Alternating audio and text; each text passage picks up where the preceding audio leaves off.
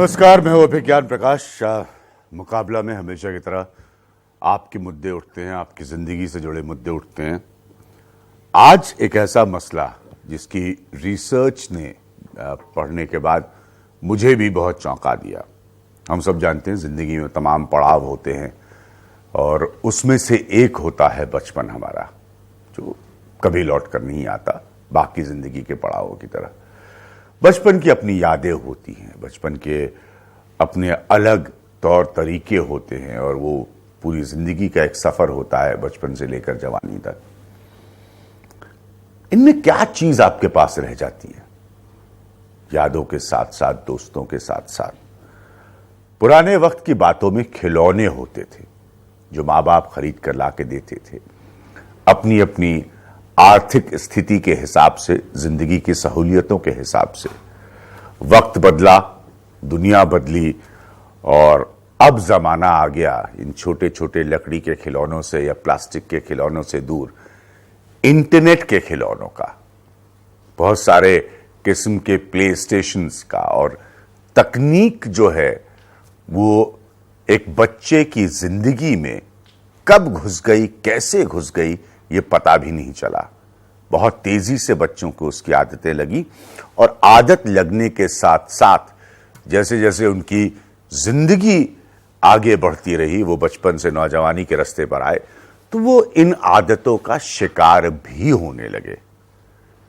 इस रिसर्च ने मुझे आगाह कराया और बताया कि आज के वक्त में बहुत सारे बच्चे जो डिप्रेशन से गुजरते हैं, बहुत सारे बच्चे उस दौर से गुजरने के बाद जब सुसाइड तक की सोचते हैं और करते हैं, तो इसके पीछे इस बदलती दुनिया, इस साइबर दुनिया की उनके जिंदगी में दखल अंदाजी की वजह है।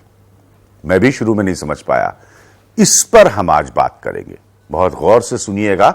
यहां पर एक बहुत खास पैनल है, उनसे मेरी हमेशा की तरह गुजारिश रहेगी कि इसको जितना सरल करके बताएं। आप जो पेरेंट्स हैं आप सुनिए, और जो नौजवान हैं, जो बच्चे बड़े हो रहे हैं, वो सुने कि ये आदत आपकी जिंदगी पर कैसे असर डाल सकती है। किसी भी किस्म के खेलकूद से किसी को एतराज नहीं है, लेकिन क्या ये वाकई आपकी जिंदगी और उस दिमाग पर असर डाल रही है जो उस उम्र में, जिसे अंग्रेजी में कहते हैं, बहुत इंप्रेशनेबल होता है और उसके दिमाग में बहुत सारी बातें घर कर जाती हैं। बस सबसे पहले आपको मिलाऊंगा राहुल वर्मा है, जो कि उदय फाउंडेशन से जुड़े हुए हैं। मधु चंद्रा जी हैं, जो कि फॉर्मर प्रिंसिपल हैं लोटस वैली की और डायरेक्टर एजुकेशन है लोटस वैली ग्रीन्स की। अशोक जी हैं, अशोक अग्रवाल साहब, जो कि नेशनल प्रेसिडेंट है ऑल इंडिया पेरेंट्स एसोसिएशन के। कार्निका सेठ जी हैं, जो कि साइबर लॉ एक्सपर्ट है और ऑथर है protection of children on internet, यानी कि बच्चों की इंटरनेट से कैसे उन्हें महफूज रखा जाए, तो उस पर उन्होंने किताब लिखी है। और साथ में दीपक रहेजा साहब हैं, जो कि डायरेक्टर हैं होप केयर इंडिया के। थोड़ा सा अलग मसला है, इसलिए जरा गंभीर से सुनिएगा। राहुल, मैं आपसे शुरू करूंगा। सबसे पहले, हिंदुस्तान में बरसों से इस पर कह रहा हूं, लिख रहा हूं कि अर्बनाइजेशन से गुजर रहा है, शहरीकरण से गुजर रहा है। हमें कितना इस पर चिंता करने की जरूरत है कि बच्चों पर असर आ रहा है इंटरनेट की बातों का, उससे होने वाले खेल का, उससे होने वाले इंटरैक्शन का? फर्स्ट ऑफ ऑल अभिज्ञान, बहुत धन्यवाद, आपने ये मुद्दा उठाया। हम तो वेट कर रहे हैं कि बात करें इस चीज के ऊपर। नहीं, मैंने खुद ही कहा, इसलिए मैंने अपने प्रोग्राम में बड़ी ईमानदारी से कहा कि जब मैंने रिसर्च पढ़ी, मेरे आउटपुट एडिटर मिहिर की दी हुई, और मुझे खुद लगा कि ऐसा बहुत सारी ऐसी जानकारियां होती है। माफ करिएगा, कई लोग सोचते हैं मीडिया में कि उनको सब पता है, लेकिन मैं उनमें से नहीं हूं। तो मुझे खुद भी बड़ा आश्चर्य हुआ कि इतनी गहरी समस्या हो सकती है आज के नौजवानों के लिए, बच्चों के लिए। हाँ, ये समस्या तो बड़ों की दी हुई है, बच्चों ने तो मतलब बेचारों को, सही बात, जैसे मैंने कहा, पता ही नहीं चला वो उनकी जिंदगी में कब आ गया। मासूम से होते हैं। वो एक कविता थी, बचपन में सुनी थी कि चांद सितारे इनको छूने दो, 4 किताबें पढ़ के हम जैसे हो जाएंगे।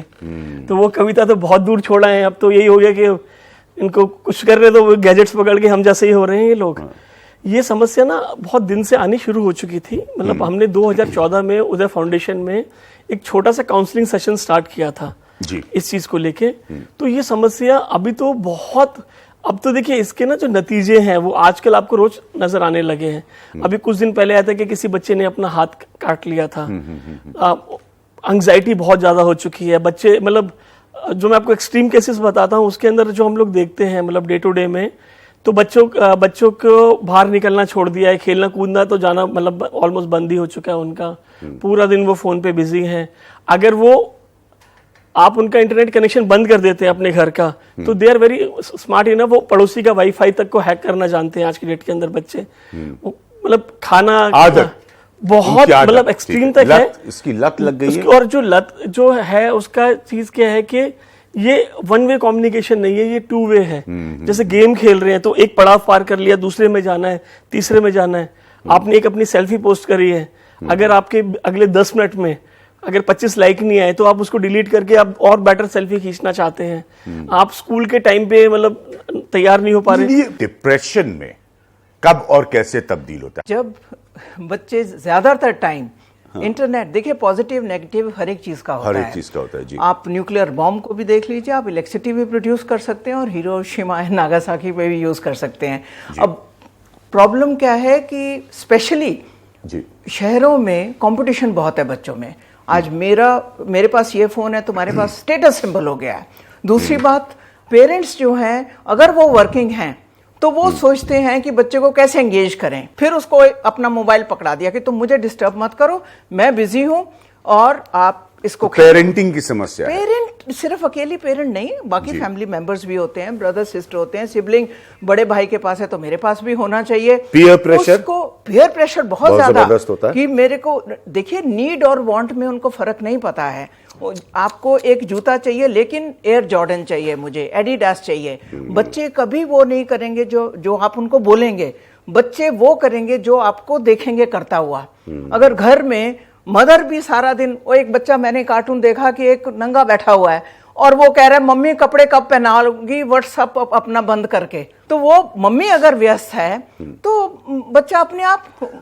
अशोक जी, मुझे जैसे मैंने राहुल को सुना, आपको सुना, मैं सिर्फ इतनी सी बात समझना चाह रहा हूं कि ये खतरे की लकीर कब पास करता है? नहीं, बच्चों में जो डिप्रेशन और जो सुसाइड, ये बहुत सारे फैक्टर्स में देखने को मिलता है।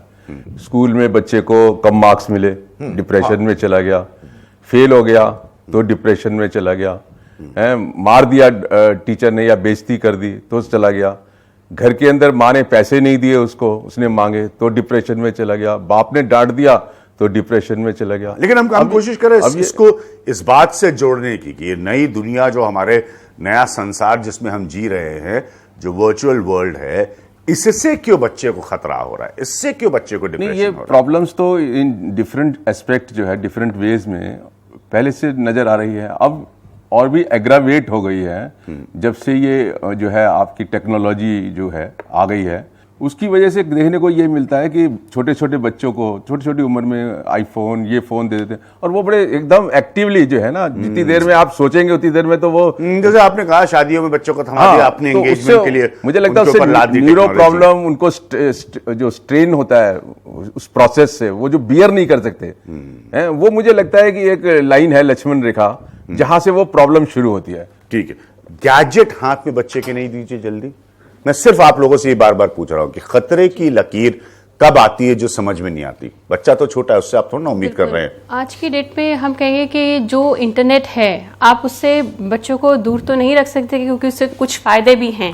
लेकिन उनको सही अवेयरनेस देनी जरूरी है, सही शिक्षा का इस टाइम बहुत महत्व है क्योंकि हम देखते हैं कि बच्चे जो है इसके बहुत इजीली विक्टिम्स बन जाते हैं और पेरेंट्स को पता भी नहीं चलता किस तरीके के खतरे उनके लिए दुनिया में है, इस दुनिया में, साइबर स्पेस में। आप देखिए आइडेंटिटी थेफ्ट, अब बच्चे जो है फेसबुक पे अकाउंट बना लेंगे, फेक जीमेल अपना एज छुपा के अपना अकाउंट बना लेते हैं, वो मजाक में भी कई बार किसी का फेक प्रोफाइल बना लेते हैं और वहां से ही सारी कहानी बिगड़ जाती है। अब एक ये क्राइम है, आइडेंटिटी थेफ्ट एक क्राइम है, उन्हें नहीं पता। कल को फिर उन्होंने अपनी ही सेल्फी खींची और उसे किसी दोस्त को दे दी, अब वो किसी और स्ट्रेंजर को भेज देता है, वो किस तरीके से उस सेल्फी का इस्तेमाल करेगा ये नहीं पता, फिर ब्लैकमेल शुरू हो जाता है, चाइल्ड पोर्नोग्राफी जैसी प्रॉब्लम्स है, सही बात, बहुत बड़ी प्रॉब्लम, प्रोस्टिट्यूशन, ऑनलाइन प्रोस्टिट्यूशन, और मैंने ये भी देखा है, मैंने कई केसेस देखे हैं। ब्यूरोज ने इसका जिक्र किया कि ये बहुत बड़ी समस्या अब है, ऑनलाइन प्रोस्टिट्यूशन। आप ऑनलाइन गेमिंग को देख लीजिए, इस टाइम पे ऑनलाइन गेमिंग का इतना क्रेज है बच्चों में कि वो ये नहीं जानते कि क्या गेम उनके लिए क्या खतरा हो सकता है। अब जैसे ब्लू व्हेल का आप एग्जांपल ले रहे थे, हमने देखा है, पेपर्स में पढ़ रहे हैं इस चीज के बारे में। अगर वो सुसाइड करने के लिए बच्चे को एक तरह से इंस्टिगेट कर रहा है या उसे उचका रहा है कि आपको ये करना है, तो इस तरीके की चीज अबेटमेंट टू सुसाइड माना जाता है। तो ये हो रहा है, बड़ा डर लग ये रहा है, बहुत स्केरी है। तो सेक्सुअल हैरेसमेंट ले लीजिए, पोर्नोग्राफी ले लीजिए, या और साइबर स्टॉकिंग, किसी को फॉलो करना, फिर उसे हैरेस करना, इंटिमिडेट करना, डिफेम करना, ट्रोलिंग करना। आज की डेट में बच्चों के पास क्रेडिट कार्ड भी है। आज की डेट में कई तरह की एप्स हैं, नेट नैनी है, K9 है, और भी बहुत जोन अलार्म करके भी हैं, जो कि ऐसे एप्स हैं जो आप पेरेंट्स उसको डाउनलोड कर सकते हैं उनके फोन्स पे, जिससे कि कोई भी ऐसा कंटेंट उनको वो व्यू ना कर पाए। एक फिल्टर है। तो जो वो दीपक जो वो व्यू कर रहे हैं, जैसे मैंने कहा कि बुनियादी सवाल हमारे इस प्रोग्राम का और मकसद भी यही है, जानना समझना, लोगों को बताना कि क्या ऐसा हो रहा है कि बच्चा डिप्रेशन में आ जाए और सुसाइड सोचे, उसके बारे में लिखने लगे, उसके तौर तरीके बताने लगे फेसबुक पे। मतलब बहुत घबराहट की चीज है। देखिए, ये एक ऐसी स्पेस है जो कि वर्चुअल स्पेस है। सही बात है। हम बहुत ध्यान रखते हैं, ऐसे प्रावधान हैं कि बच्चा 18 साल का ना हो जाए या 25 साल का ना हो जाए तो उसे कैसे शराब से दूर रखा जाए, कैसी ऐसे जगहों से दूर रखा जाए जहाँ पे वो नशा उसे मिल सकता है, ले सके। लेकिन हम ये समझने में चूक जाते हैं कि जिस तरह एक मादक पदार्थ या एक नशे की वस्तु जिस तरह दिमाग पे काम करती है, इंटरनेट पे काफी चीजें ऐसी हैं जो उसी तरह की स्टिमुलेशन एक रासायनिक प्रतिक्रिया के जरिए दिमाग में लाती है। What we fail to understand is कि हमने बच्चे के हाथ में एक मोबाइल फोन दे दिया, जो कहीं, जैसा उन्होंने कहा कि माँ ने बच्चे को नहाने के लिए रखा और फिर व्हाट्सएप पे बिजी हो गई, तो कहीं शायद माँ बाप को भी ये सूट करता है। खास उम्र होनी चाहिए, आप लोगों से पूछ रहा हूं कि जिसके बाद ही आप बच्चे को मोबाइल फोन दें? देखिए, ये बहुत जरूरी है कि बच्चे की जो डेवलपमेंट है हम उसके प्रति सचेत रहें, हम उसको मॉनिटर करें, क्योंकि बच्चा मोबाइल फोन, क्योंकि इस वक्त जो सबसे आसान तरीका जिससे आपने कहा मोबाइल फोन, अगर मोबाइल फोन की आप बात करें तो मोबाइल फोन इंटरनेट यूज से भी जुड़ा है, और मुझे ऐसा लगता है कि किसी भी हद तक कोशिश करें कि 16-17 साल से पहले बच्चे के हाथ में ये ना दें। अगर दें भी तो अभी शिवानी बता रही मेरे कान में, बिल्कुल सही पॉइंट इनका। अब तो विज्ञापन आ रहे हैं जहां बच्चों को वो दिखा रहे हैं कि आप साहब मोबाइल में हम सब कुछ समा देंगे बच्चों के लिए, छोटे बच्चों के साथ। तो वही जैसा हमने बात की कि मोबाइल के बिना या इंटरनेट के बिना काम नहीं चल रहा, बिकॉज आपका बच्चा अगर बाहर जाता है और उसे कोई टैक्सी बुक करनी है, कैब बुक करनी है, तो भी उसे एक ऐप की जरूरत है, और आप चाहते हो कि वो सेफ रहे और बिल्कुल सेफ्टी के साथ उस कैब को बुक कर सके। लेकिन अब आप किसी ऐसे व्यक्ति से डील कर रहे हैं, बच्चे से, जिसे एक भारी किसी एडिक्टिव सब्सटेंस की लत है, विज़ावी समबडी जिसको लेट्स से फूड एडिक्शन है। अब आप ये तो नहीं कह सकते खाना बिल्कुल नहीं खाएंगे, उसी तरह शायद आप ये नहीं कह पाएंगे कि आप इंटरनेट या मोबाइल बिल्कुल इस्तेमाल नहीं करेंगे, लेकिन उसको रेगुलेट करना, कहीं ये देखना कि वो कहां जा रहा है। उम्र उसकी होनी चाहिए जब वो बिना सुपरविजन के ऐसी साइट्स पे ना जाए, उसकी इतनी काउंसलिंग हो चुकी होनी चाहिए। जैसे 2 साल के बच्चे को हम रोड क्रॉस खुद कराते हैं, इसी तरह बच्चे को घर में पहले मेंटली प्रिपेयर किया जाए। Can you work without supervision, ये हम सब कर सकते हैं, तब उसको वो चीज दिलाइए। मोबाइल फोन का इस्तेमाल क्या है, सबसे इंपॉर्टेंट इस्तेमाल क्या है हमारे फोन का? फोन पे बात करना, संदेश तो जरूरी नहीं है आपका स्टेटस सिंबल है जो आपको मजबूर करता है कि मेरे बच्चे को भी आईफोन होना चाहिए। आप लोगों को, इसलिए मैंने इस प्रोग्राम की शुरुआत में कहा था कि अंदाजा लगाइए कितना गंभीर ये विषय है। अभी तक की बातचीत से सिर्फ इतना निकल कर आया है कि क्या कोई उम्र की सीमा होनी चाहिए जिससे पहले ये फैंसी फोन जो है उस बच्चे के हाथ में दे दिया जाए। उससे पहले क्या कुछ ऐसा होना चाहिए कि नहीं भाई, आपको ये नहीं मिलेगा जब तक आप उससे संवेदनशीलता के साथ, जैसे मैम ने कहा, सेंसिटाइज करके आप बता पाए कि इसके इस्तेमाल से उसी बच्चे को क्या खतरा है। हम वापस आ रहे हैं एक छोटे से ब्रेक के बाद, कहीं मत जाइएगा। ये आपके और हमारे बच्चों की जिंदगी का कार्यक्रम है, उनकी जिंदगी से के सवाल से जुड़ा हुआ है। मैं वापस आ रहा हूं छोटे से ब्रेक के बाद।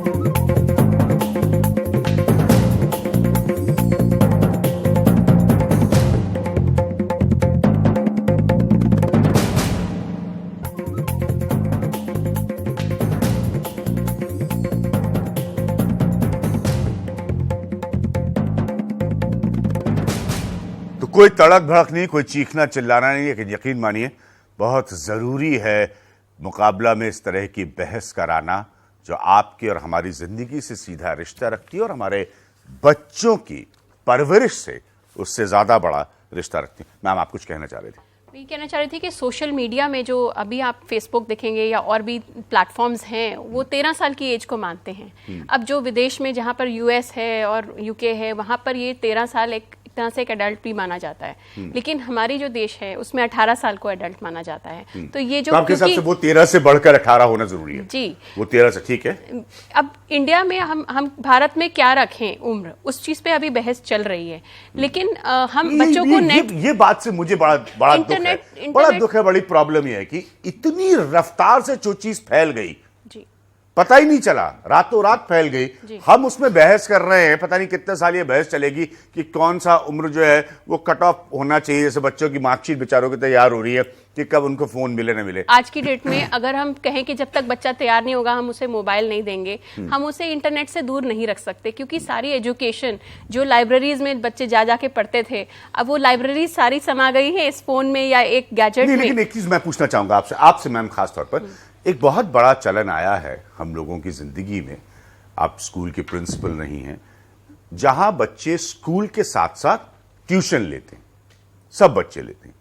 और मैं इससे थोड़ा सा एतराज रखता हूं, मेरी जानकारी गलत है तो आप लोग उसको नकारिएगा।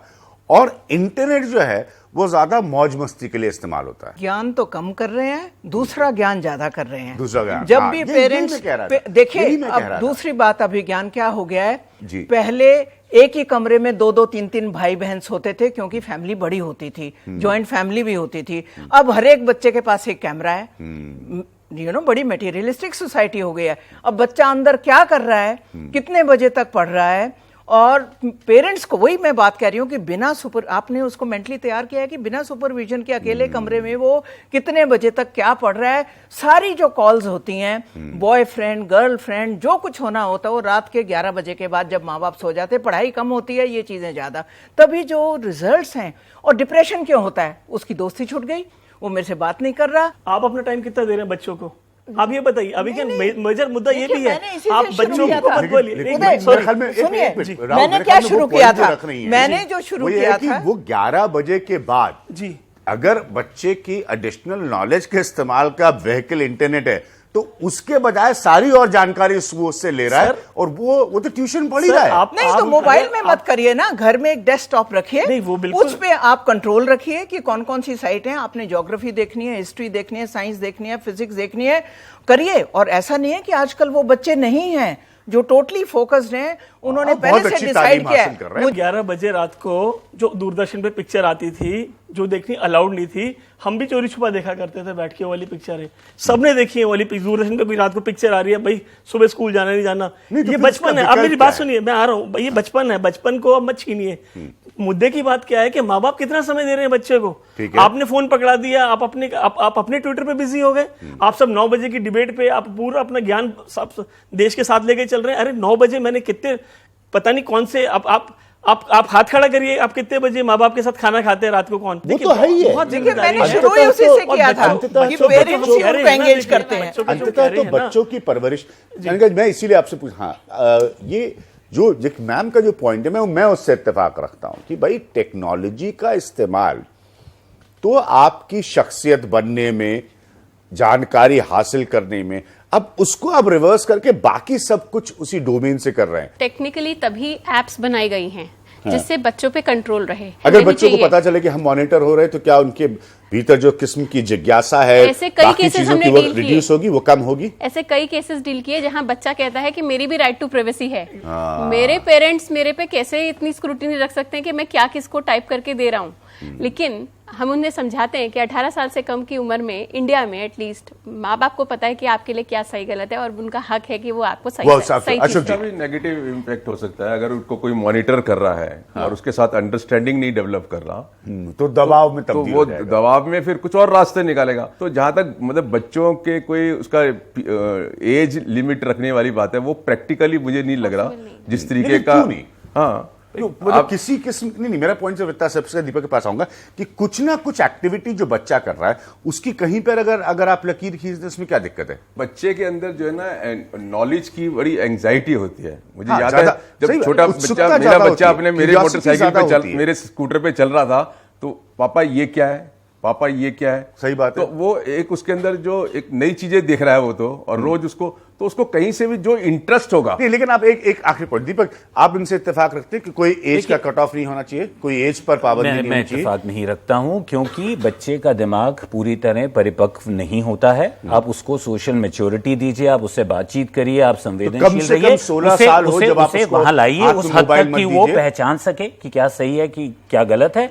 लेकिन तब तक सर्विलेंस रखना, मॉनिटरिंग रखना कोई बुराई नहीं है। बच्चे में जिज्ञासा है, लेकिन उस जिज्ञासा के चलते आप उसको वही ज्ञान उपलब्ध कराएंगे जो उसको नुकसान ना करे। ऐसी साइट्स उपलब्ध हैं जो आपको ये बताती हैं कि आपको सुसाइड कैसे कर सकते हैं आप। ये जो जिन हम गेम्स की बात कर रहे हैं, ये गेम्स एक ऐसा माहौल क्रिएट कर देती हैं। जिस खास गेम की हम बात कर रहे हैं, उस गेम की एक हिदायत यह है कि आपको रोज 4:20 पे उठना है। अब देखिए, आप एक कल्ट का ऐसा हिस्सा बन गए, एक ऐसा खौफ, एक ऐसे पीयर ग्रुप के साथ जहां आपका आत्मविश्वास पहले ही क्षीण है। कहीं ना कहीं ये बच्चे वल्नरेबल हैं। उम्र का कोई पॉइंट होना चाहिए या नहीं?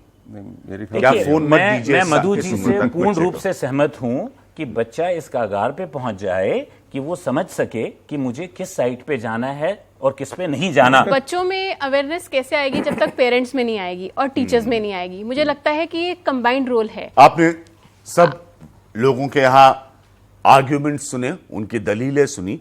नौजवान यहाँ मौजूद हैं, बड़े मासूम लेकिन बड़े सटीक सवाल ये पूछते हैं। मैं उम्मीद करूंगा कि वैसे ही ये रहें, क्योंकि हम उन्हीं की जिंदगी के बारे में बात कर रहे हैं कि बचपन से जवानी तक का सफर जो है, इसमें कहीं नई दुनिया उनको ज्यादा खतरे में तो नहीं डाल रही है। ये जो वर्चुअल वर्ल्ड है उनको तकलीफ तो ज्यादा नहीं दे रहा है। हम उनके सवाल लेके आएंगे एक छोटे से ब्रेक के बाद।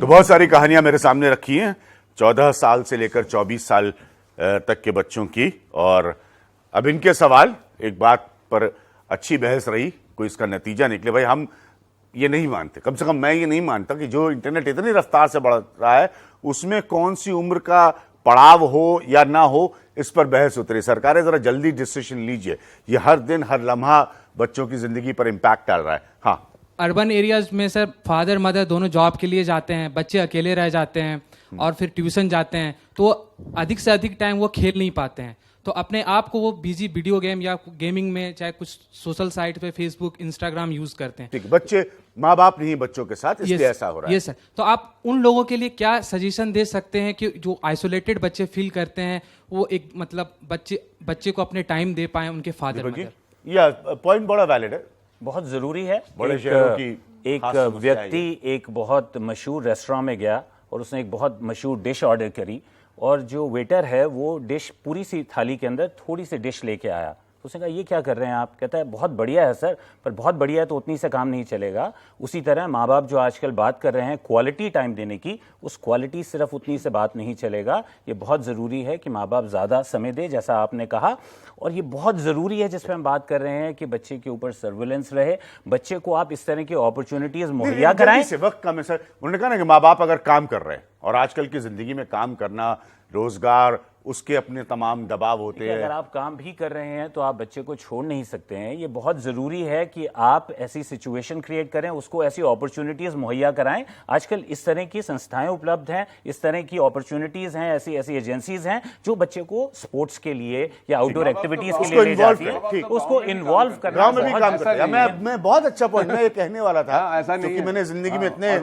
गांव देहात घूमे, रूरल रिपोर्टिंग की है, तो मैं आपको बता सकता हूँ। और महिलाएं वो गांव में, उनको सलाम, वो काम भी करती हैं, घर भी संभालती हैं। सर जैसे डार्क वेब जैसे चीज है, उससे कोई भी लिंक पॉपअप कर सकता है। अगर प्ले स्टोर पे ऐप नहीं है तो उससे आप डाउनलोड कर सकते हैं। आप अपने स्टूडेंट्स को खुद जहर दे रहे हैं, तो फिर अब क्यों दे रहे हैं? मैं समझती हूँ आज की डेट में आप देखेंगे प्रॉक्सी सर्वर हैं, डार्क नेट, डार्क वेब है। अब उसमें आप अपना IP भी चेंज करके, कभी भी कैमोफ्लेज कैसे कहते हैं, छुपा करके कोई नया आइडेंटिटी गार्ब कर सकते हैं। ऐसे सॉफ्टवेयर भी अवेलेबल हैं। तो मैं मानती हूँ कि ये एक टेक्निकल एस्पेक्ट है इंटरनेट का, जो आप उससे जुड़ा हुआ है, उसे हटा नहीं सकते। लेकिन हाँ, जो गवर्नमेंट है वो भी इतनी बड़ी स्पेस है वर्चुअल वर्ल्ड कि उसको कंट्रोल करना बहुत डिफिकल्ट हो रहा है। ये बात सही है, टेक्निक से ही उसका समाधान मिलेगा। मैम जैसे कि आपने ये बताया कि हाँ, बच्चे जो हैं आज के टाइम पे अपने पेरेंट्स से कुछ शेयर नहीं करते हैं और रात के 11-12 बजे के बाद उनके व्हाट्सएप स्टार्ट हो जाते हैं, गर्लफ्रेंड बॉयफ्रेंड वाला इश्यू होता है। तो क्या मैम कहीं ना कहीं इसके लिए हमारे पेरेंट्स जिम्मेदार नहीं है? हर एक इंडिविजुअल की अलग तरह की फैमिली सेटअप होती है। कई लोग इतने कॉन्शियस होते हैं कि मैं आज काम करके आई हूँ तो अब मैं बिल्कुल बच्चे को अपने, क्वालिटी टाइम कोई नहीं होता, सारा टाइम क्वालिटी टाइम है। अगर कोई पेरेंट, मुझे एक पेरेंट ने कहा कि मैं संडे पेरेंट हूँ, सिर्फ रात को मैं 10 बजे आता हूँ, मेरी छोटी बच्ची 4 साल की सो चुकी होती है, सुबह मैं उठ नहीं पाता क्योंकि मैं देर से सोता हूँ और सुबह वो स्कूल, उसकी बस 7 बजे आ जाती। तो मैंने उनको कहा कि आपकी मैं ड्यूटी लगाती हूँ, आप इसको गाड़ी में छोड़ने आइए और कंटिन्यूसली बात करिए, आगे गाड़ी जो जा रही है उसका नंबर ये है, मैथमेटिक्स, उससे कुछ ना कुछ आप कम्युनिकेशन करिए। बॉन्डिंग के लिए ये बड़ा ज़रूरी है कि आप जैसे एक मील रात को, अभी बात हुई थी ना, आप family, the family which praise together stage together, the family which eats together stage together. ये कम्युनिकेशन बोथ वेज होता है। अगर ये माँ बाप के पास मदर किचन में है, आप चले जाइए, आपको ये नहीं पता, आपको येलो दाल पता है अरहर की होती है क्योंकि सांभर होती है, और काली दाल पता है माँ की दाल होती है, आपको तीसरी दाल नहीं पता क्योंकि आप कभी किचन में ही नहीं गए। माँ अगर कुक कर रही है तो उसके पास जाके खड़े हो जाइए ना। सर मेरा मधु मैम से एक क्वेश्चन है। हमारा मेन एजुकेशन भी तो मैम साइबर क्राइम में एक हेल्प करता है, क्योंकि छोटे छोटे बच्चों को दिया जाता है क्लास वर्क या होमवर्क कि बेटा ये रिसर्च करके आप इसको पूरा डिफाइन कीजिए। तो मैम कहीं ना कहीं वो छोटे बच्चे हैं, वो बताया जाता है ना, रिसर्च इस डिस्कवरी चैनल हम लोग जैसे बोलते हैं, छुट्टियों में होमवर्क है, आप नेशनल ज्योग्राफिक देखिए, डिस्कवरी चैनल देखिए, आपको इन्फॉर्मेशन मिलेगी। आपको अगर काम दिया गया है तो एक बताया भी गया है कि इस जगह जाइए, यहां से ये इन्फॉर्मेशन मिलेगी। एक पीसी, एक डेस्कटॉप घर की जो जनरल स्पेस है वहां पे लगा दें और बच्चा वहां बैठा है, उसे पता है लोग पीछे आ जा रहे हैं, चाहे रात का भी वक्त है तो भी माँ बाप आके देख सकते हैं, तो वो सचेत रहेगा, वो जागरूक रहेगा कि मुझे ये नहीं करना। सही बात है मैम। जैसे जो स्टूडेंट्स होते हैं स्कूल में, like 11th 12th 10th 11th 12th, ये बहुत ही वल्नरेबल स्टेज होता है। तो इसमें स्टूडेंट्स जनरली डिप्रेशन की तरफ चले जाते हैं। सो एक स्टूडेंट की एक्टिविटी एक टीचर को दिख जाती है। सो क्या ये स्कूल में टीचर्स का एक रिस्पॉन्सिबिलिटी नहीं है कि वो पेरेंट्स और स्टूडेंट्स की काउंसलिंग करे? जब बच्चे के बिहेवियर में चेंज आती है कि एक बच्चा बहुत हंसता था, खेलता था, आज सडनली वो एक कोने में बैठा हुआ चुपचाप, तो as a principal, as a teacher भी हम बोलते थे कि प्लीज ये देखते रहिए, ये बच्चा आज चुप क्यों हो गया है, उसके घर में कोई प्रॉब्लम है, उसके मदर बीमार हैं या क्या बात है, कॉन्फिडेंस में ले करके, या वो नहीं बताएगा। इनका सवाल बहुत अच्छा है कि टीचर को वो रोल प्ले करना चाहिए, बिल्कुल एक ब्रिज का। कई बार अभिज्ञान क्या होता है, बच्चे से डायरेक्टली नहीं पूछ सकते तो उसके दोस्त से पूछा जाता है। क्या इन प्रॉब्लम्स का कोई परमानेंट सोल्यूशन नहीं हो सकता? ये तो दिन ब दिन और बढ़ती रहेगी। इसका परमानेंट सोल्यूशन तो इसका बहुत परमानेंट सोल्यूशन है। जब आप घर में एंटर करते हैं, आप अपना, जैसे सर ने बताया, पब्लिक प्लेस पे जैसे ड्राइंग रूम है वहाँ पे या फिर डाइनिंग हॉल में अपना कंप्यूटर रखिए, नंबर 1। दूसरा, सब लोग वाईफाई का स्विच ऑफ कर दीजिए, रह के देखिए। पहले दिन आप नहीं रह पाएंगे, माँ बाप भी, बच्चा भी, आधे घंटे तक फोन के इस्तेमाल कर, पहले नहीं, आधा घंटा बंद कीजिए, फिर 2 घंटा, फिर बाद में कर दीजिए कि 6 बजे के बाद हम इंटरनेट बंद कर देंगे। मेरा क्वेश्चन मधु मैम से, मैम जैसे मोस्ट पेरेंट्स जो होते हैं, मीडियोकर्स होते हैं, वो कम पढ़े लिखे हैं। 10 साल पहले क्योंकि स्मार्टफोन्स जैसे कोई भी चीज़ थी नहीं। आजकल जो मतलब जितने भी यंगस्टर्स हैं वो अपने पेरेंट्स से छिपा के करते हैं यूज़ जिस स्मार्टफोन को, और जो भी साइट्स वो ओपन करते हैं। यहाँ पर पेरेंट्स क्या करें? पेरेंट्स जो हैं उनकी ड्यूटी बनती है कि अगर वो बच्चे को ये दे रहे हैं तो खुद भी थोड़ा बहुत सीख ले इसके बारे में। एंटीवायरस और स्पाईवेयर की भी जरूरत है आज की डेट में। ये इंपॉर्टेंट है। हाँ प्लीज। कनिका मैम, मेरा क्वेश्चन आपसे है। मैम एक्चुअली जैसे अभी हम लोग, आज का टॉपिक है ब्लू व्हेल। मैम रिसेंटली मतलब कुछ सालों पहले एक गेम आया था पोकेमॉन गो मैम, उससे रिलेटेड भी ऐसे ही कुछ हादसे देखे गए थे मैम, जिसकी वजह से उस पर बैन लगाया गया था मैम। तो मेरा क्वेश्चन ये है मैम कि इस पे कोई टाइटली एक्शन क्यों नहीं लिया जा रहा है मैम? उसमें आप एफआईआर हो सकती है, अगर आप रिपोर्टिंग करें सही तरीके से तो पुलिस को कार्रवाई करनी होगी, और जो प्रोसिक्यूशन है, हमारा क्रिमिनल जस्टिस सिस्टम है कंट्री में, उसमें ये पूरी कार्रवाई शिकायत नहीं होगी, बिल्कुल शिकायत होनी चाहिए। बात समझना बहुत जरूरी है कि ये जो गेम है, इसका जो आविष्कार करता है वो खुद एक मानसिक रोग से ग्रसित है। और जब जज ने उससे बातचीत की और उसे कहा तो उसे कहीं कोई रिमोर्स नहीं था। आज जो मतलब बात करते हैं कि इंटरनेट काफ़ी पूरा मतलब छोटे बच्चे जो हैं उनको 16 साल तक मोबाइल ना दी जाए, आज कई कोचिंग ऐसी हैं जो 9 के क्लास के बच्चों से कोचिंग स्टार्ट कर देते हैं। उनको जो मटेरियल प्रोवाइड किया जाता है व्हाट्सएप किया जाता है। बिल्कुल। अच्छा सवाल है अगर वो शाम को इंतजार करें, वो अपने बच्चों अपने अंतरराष्ट्रीय यूनिवर्सिटीज में, क्योंकि उन्होंने वहां पर जिक्र किया है कि कम है, तो ये बहुत अच्छा सवाल है। बुराई नहीं है पढ़ाई में, इस तरीके के ग्रुप्स हैं। अमूमन राहुल से सहमत हूं। आप बच्चे का इंटरनेट रोकने की कोशिश कीजिए, बच्चा उस कदर तड़प जाएगा, जैसे हम अक्सर देखते हैं कि नशे से जब नशा छुड़ाया जाता है ऐसे व्यक्ति से, वो तड़प जाता है। तो वो मॉनिटरिंग बहुत जरूरी है। और अगर आप उसका एक नियमित समय बना दें, कोई आसमान नीचे नहीं आने वाला है, किताबें हैं, आप किताबों पे पढ़ सकते हो। अगर आप अनसुपरवाइज्ड इंटरनेट सारी रात बच्चे को दे देंगे, बच्चा कहां जाएगा? जैसे उन्होंने कहा इस वायरस के जरिए क्या आएगा? मैं ले रहा हूं एक ब्रेक यहां पर। अगले हिस्से में हमेशा की तरह समाधान की बात 20 सेकंड होगा हर पैनलिस्ट के लिए अपना सॉल्यूशन बताने के लिए।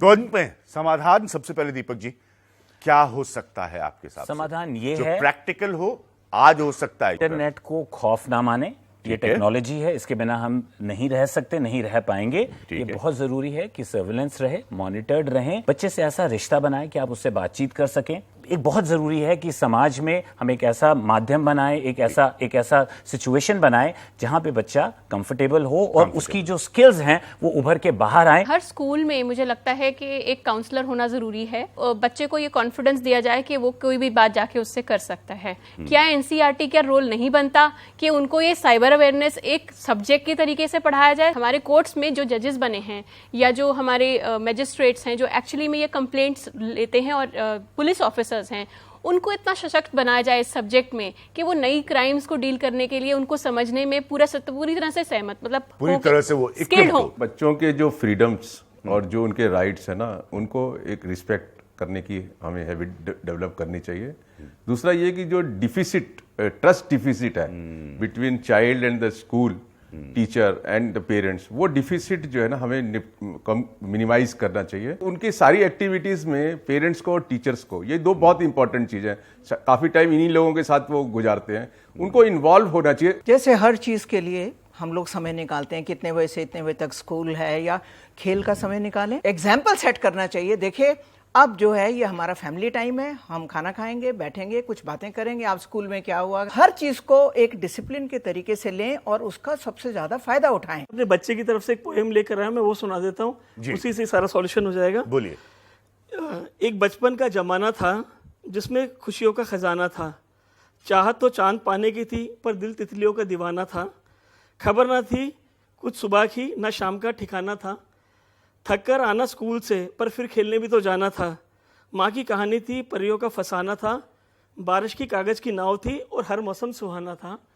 तो आप वापस अपने बचपन में जाइए, बचपन को जीजिए। आज जो खोएंगे वो दोबारा कभी नहीं पाएंगे। माँ बाप की आप आंखों का तारा होते हैं, बहुत प्यार मिलता है उनसे। माँ बाप अपने जीवन में बहुत सारा बलिदान देते हैं आपके लिए, तो वो खुद अपने से जानकारी हासिल करें, आपको आगे बढ़ाएं और आप समझें कि ये नई दुनिया है, ये नई दुनिया है जो पिछले 20 साल में जो है एक नई दुनिया बना के खड़ी हुई है। इसी में आपको जीना है और आगे बढ़ना है। तो इसकी अच्छाइयां और इसकी बुराइयों को अपनी तरफ से पहचानते हुए चले। मैं अंत में जरूर कहूंगा कि इतना गहरा ये विषय है कि जब कभी भी वापस इसको उठाने की जरूरत होगी, आपसे वादा करता हूं वापस इस प्रोग्राम में इस विषय को उठाऊंगा। फिलहाल नमस्कार।